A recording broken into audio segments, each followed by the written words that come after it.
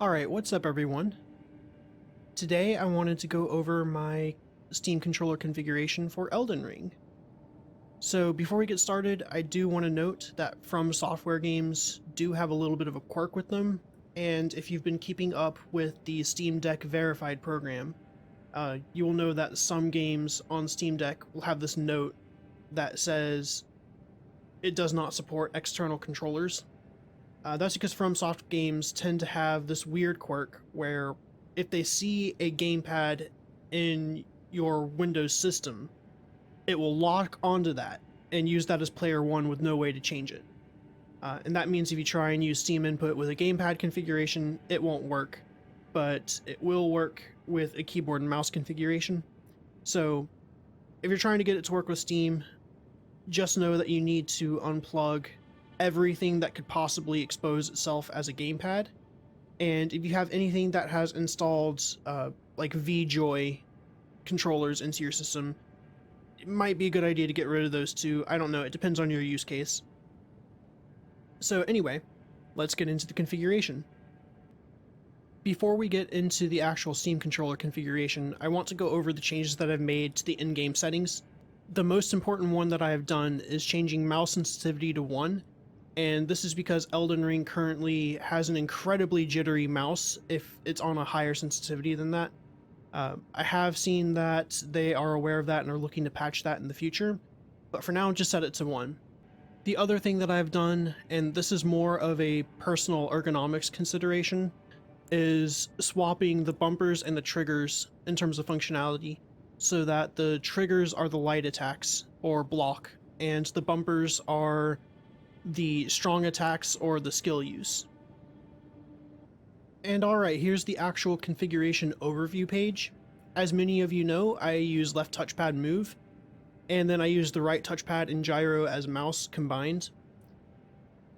This is a dual touchpad primary configuration. It's how I tend to play. You'll see other people that play this way too, such as Rambletown.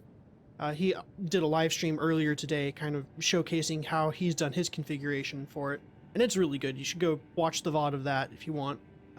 He actually went through and iterated it a couple of times as he worked out some kinks in his config. So some other things that I've done besides the notable of being touchpad primaries is I've set the grips to be A and B, right grip and left grip respectively. And on the left grip for B, that's actually start press, and we'll get into why a little bit later. And then you'll also see that there's an action layer. I typically don't use action layers very often because I found that they tend to be buggy, but for this use case they actually work pretty well, and that use case is the outer ring binding sprint for the left touchpad move. The game does also use the correct mouse cursor so that Steam can actually detect it and use it to automatically swap between a menu action set and an in-game action set. So for the menu action set, I've actually just changed the right touchpad to joystick move, and that's so you can rotate the camera while in menus as well as interact with zooming in and out of the map, which we'll get into in a little bit. Other than that, it's pretty much the same. Alright, so what does this all look like in-game? First, despite the in-game mouse sensitivity being set so low, I actually do have the Steam sensitivity cranked up because I tend to prefer playing with about a full 360 degree turn on a full swipe of the right touchpad. It's not quite in here, I didn't bother dialing it in completely, but that's how I tend to like it for first-person shooters and the like. I also do have trackball mode enabled, so it can do a little bit of a flick. And then of course gyro mouse is on right touchpad touch. And then to see how outer ring binding sprint works, so the left grip is on the start press, so even if I hold it down, it's never going to sprint. But if I go into the outer ring, and that applies, and it holds B down, even if I return to the center of the touchpad and keep going, it'll keep holding it down, so it'll always be sprint, until I lift my thumb off of the touchpad. And then when I can set it back down on the edge, it can go back to sprint, and now I'm not sprinting anymore. Let's go kill this guy real quick.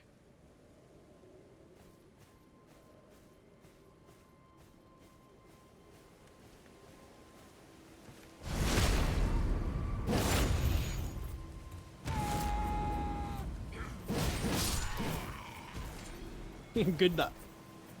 Goodbye. Let's go get this guy too.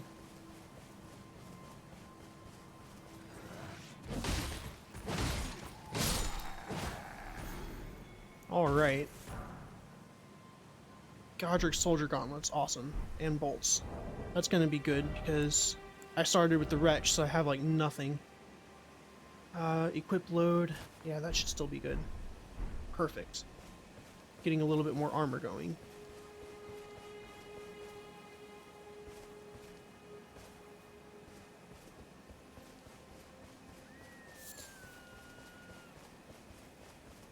So one thing that wasn't entirely obvious from the configuration overview page is that on the right touchpad, it actually does the mode shift clicks for the D-pad. So I'm running around and I can change my gear out as I'm running. But it still does have the stick click in the center, so it can reset and also lock on, as you might have seen earlier. It also does have double tap Y or interact, though it's not doing that. I wonder why. Come on now, read the message. There we go. Then try pickle. Alright. Sure, why not?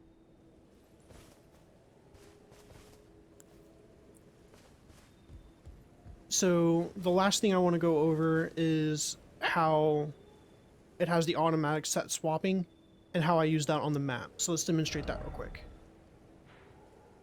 I can just tap on the touchpad in order to zoom in and out, which is nice. So I'm currently there. So it's wanting me to go up, I suppose.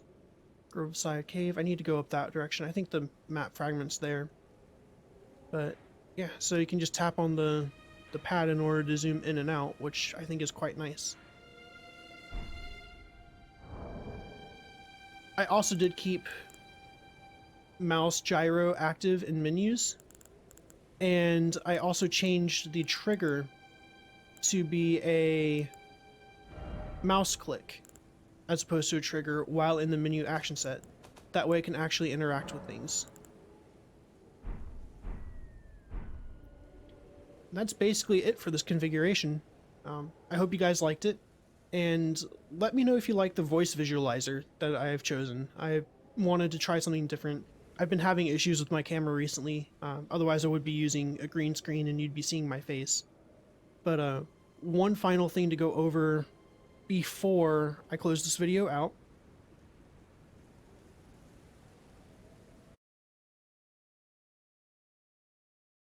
If you go to my channel and scroll down, you'll see that I've started an Elden Ring playthrough playlist. It's got a part 1 and a part 2.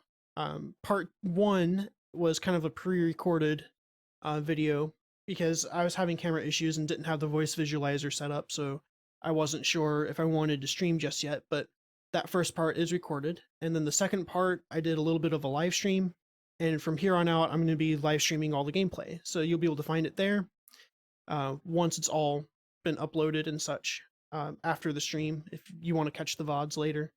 But yeah, I'll be streaming it and having a good time, and I hope to see you guys in there. Thanks for watching.